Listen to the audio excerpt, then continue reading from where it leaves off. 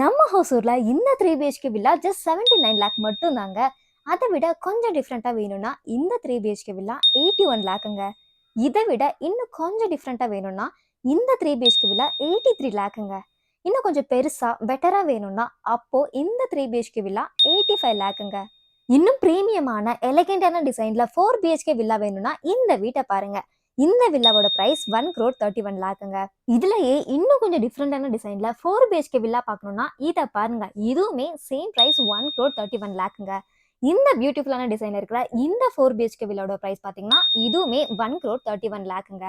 மைவான் technology use பண்ணி கட்டின இந்த 4 BHK வில்லாவோட பிரைஸ் பார்த்தீங்கன்னா 1 crore 81 லேக்குங்க.